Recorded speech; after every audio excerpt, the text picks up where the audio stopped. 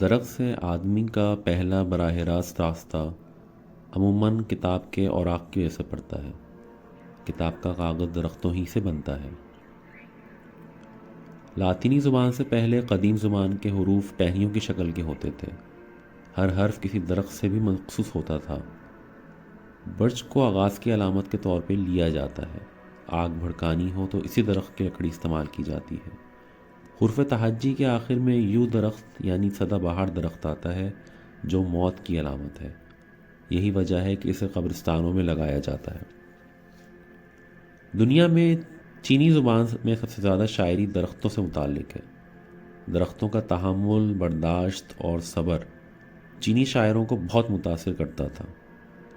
درخت انسان سے زیادہ عمر پاتے ہیں، انہیں زمین و آسمان کے بیچ رابطے کا ذریعہ سمجھا جاتا تھا۔ بے شمار ادیبوں نے درختوں کو اپنی تخلیقات میں خوب برتا ہے۔ شیکسپیئر نے اپنے ڈرامے اوتھلو میں بیت کے درخت کا ذکر کیا ہے۔ جدید ادب میں ہرمن ہیسے جیسے لکھے ولیم ورڈزورتھ تک، ان سب کی تخلیقات سے جنگلوں اور باغوں کی خوشبو آتی ہے۔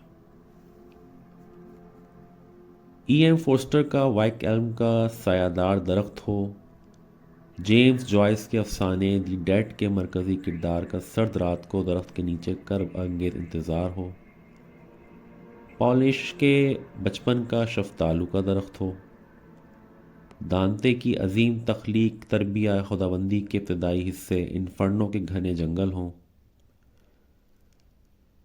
بیٹی اسمتھ کے ناول ایک درخت جو بروکلین میں اگتا ہے کا امریکی ادب کا سب سے معروف درخت ہو، جو فرانسی نولن نامی لڑکی کی کھڑکی کے باہر اگتا ہے اور اس لڑکی اور اس کے خاندان کو جو بہت مشکل سے جینے کا انتظام کرتا ہے، اس کی متوازی علامت کے طور پر بغیر پانی، روشنی اور دیکھ بھال کے پھلتا پھولتا رہتا ہے۔ لوئس کیرل کے novel through the looking glass میں درج نظم کا نامعلوم جنس کا ٹمٹم درخت ہو، شیل سلورسٹین کے بچوں کی کہانی دا گیونگ ٹری کا معروف اور لازوال سیب کا درخت ہو، جس کے تلے مرکزی کردار بچہ کھیلتا ہے، اس کی شاخوں پہ جھولتا ہے، تنے پہ چڑھتا ہے، ذرا بڑا ہو کر اس کے سیب بیچتا ہے اور جوان ہو کر اس کی شاخیں اور ڈالیاں معاوضے کے حصول کے لیے بیچ دیتا ہے، مگر اپنے بچپن سے اور دوست سے محروم ہو جاتا ہے۔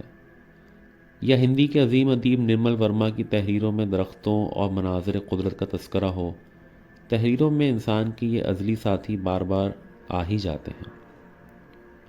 اردو ادب میں درخت کے لیے درشک، بروا، شجر، نہال، پیڑ، روک، جھاڑ، برچ اور دیگر کئی ترقی مستعمل تھیں جو بدقسمتی سے سمٹتے سمٹتے درخت، پیڑ، شجر اور روک تک محدود رہ گئی ہیں۔ بزرگ ادیبوں کی وہ نسل جن کی قلم سے ٹپکی روشنائی سے شجر پھوٹ پڑتے تھے، معدوم ہوا چاہتی ہے۔ اے حمید کا امرتسر کا کمپنی باغ، امتداد حسین کا لارنس گارڈن اور لاہور کے درخت، یا مستنصر حسین تاڈر کے شمالی جنگلات کی فسون سازی ہو، درختوں کے بیچ پل کر جوان ہونے والی نسل سمندر میں اترا چاہتی ہے۔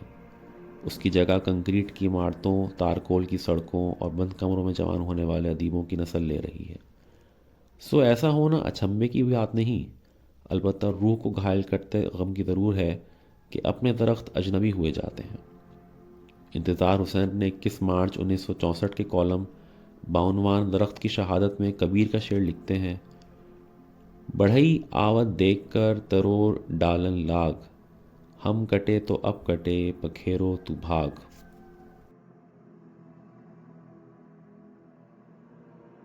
نامور ادیب اے حمید درختوں اور قدرت کے ایک عاشق صادق بے مثل شاعر کا تذکرہ کرتے تھے جن کا نام ناصر کاظمی تھا۔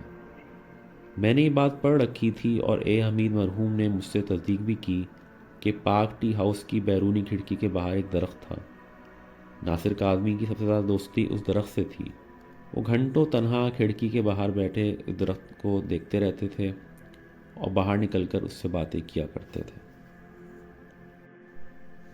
ادیب اور شاعر تو ویسے بھی نرم دل اور حساس طبیعت کے مالک منچلے ہوتے ہیں۔ درختوں سے لگاؤ تو منیر نیازی کو بھی تھا، مگر اس میں خوف اور حیرت کا سامان زیادہ تھا۔ ان کی شاعری میں بھی درخت آ جاتے تھے۔ ایک جانب ان کی نظم مذہبی کہانیوں کا درخت میں درخت کا علامتی ذکر ہے، تو دوسری جانب درخت کلام کرتے ہیں، ایک خوفناک اور پراسرار فضا میں انہونی ہونی میں بدل جاتی ہے۔ یہ معین نیازی کے درختوں جنگلوں سے نفسی تخلیقی تعلق کا معاملہ ہی ہے کہ انہوں نے اپنے دوسری شعری مجموعے کا نام جنگل میں دھنک رکھا تھا۔ معین نیازی کے علاوہ ان گنت ادیبوں اور شاعروں نے برگ و گل، ثمر و شجر کے تذکروں سے اپنی تخلیقات سجائی ہیں۔ مجید امجد کیا خوب درختوں کے عاشق صادق تھے۔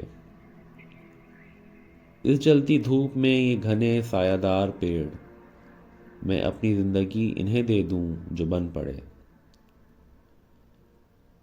کئی نظموں میں اپنی اس بے بہا محبت کا اظہار ہے، جس میں سے ایک نظم توسیع شہر میں وہ نوحہ ہیں۔ 20 برس سے کھڑے تھے جو اس گاتی نہر کے دوار، جھومتے کھیتوں کی سرحد پر بانکے پہرے دار، گھنے سہانے چھاؤں چھڑکتے بوڑھ لدے چھتنار، 20,000 میں بک گئے سارے ہرے بھرے اشجار۔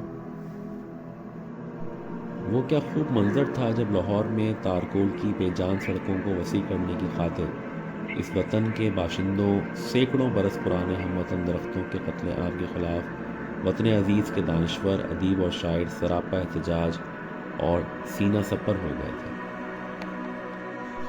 امید ہے آپ کو یہ قسط اچھی لگی ہوگی، تو دیکھتے رہیے گوشہ علم و ادب۔